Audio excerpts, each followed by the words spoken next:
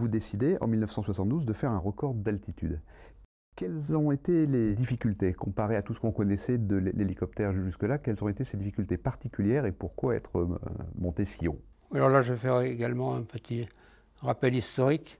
En 1952, on n'avait pas grand-chose, aucun prototype n'avait réussi. Le service technique de l'aéronautique a fait un marché avec la SNCAS pour construire un hélicoptère avec la turbine Artus. C'était le premier hélicoptère à turbine et grâce à cet appareil qui donnait un excédent de puissance par rapport aux appareils à moteur à piston, l'appareil a rencontré un grand succès. Au point que les performances de montée et d'altitude étaient si spectaculaires que, sans chercher spécialement à battre un record, simplement dans les mesures de performance, je suis monté à 8200 mètres, ce qui constituait le record d'altitude à cette époque-là.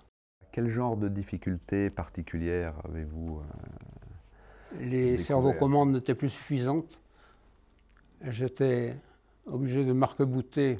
Le manche était contre mes genoux. J'avais un effort trop grand à faire sur l'avant. Et l'autre problème que j'ai eu dans le dernier record, celui donc de 12 400 mètres, c'est que pour l'alléger, on avait enlevé tous les instruments sauf les instruments essentiels. Persuadé que je ferais ça par grand beau temps, j'avais fait supprimer l'horizon. Et en fait, il y a eu des nuages qui sont arrivés extrêmement rapidement après la décision de faire la tentative. Je suis monté à travers un taux de nuages sans problème. Mais après, quand j'ai réduit pour redescendre, la turbine s'est arrêtée parce qu'elle a eu un flame out.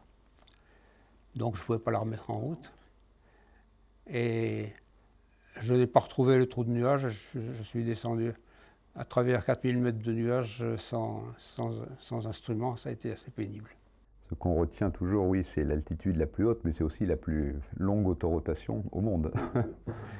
L'autorotation avec un appareil léger, ce n'était pas un problème. Le problème, c'était de se reposer sur le terrain parce que les règlements de la FAI stipulent qu'après un record d'altitude, on doit se reposer sur le terrain d'où on a décollé. Donc, ce qui ajoutait quand même des difficultés certaines, ça j'en suis sûr. Parlez-moi un petit peu de justement de votre traversée de nuages. Comment n'avez-vous pas perdu les références? Les nuages étaient relativement clairs et donc à travers les nuages, je voyais la clarté du soleil, du disque du soleil. Et je me suis efforcé de le garder au-dessus de ma tête. Heureusement, on était le 21 juin, c'est le jour où le soleil est le plus haut dans le ciel, parce que comme je tournais en gardant le même manque du soleil par rapport à moi, ça me faisait faire des variations d'attitude qui ont été moins grandes qu'elles n'auraient été si ça avait été un autre jour que le solstice. Ça a duré combien de temps, cette descente en vol? Je ne peux même pas dire aux instruments, puisque vous n'en aviez pas. Ça a duré environ 25 minutes. 25 minutes de La montée descente. avait duré 20 minutes. D'accord, donc ces 25 minutes, je pense que vous deviez avoir un rythme cardiaque assez important quand même.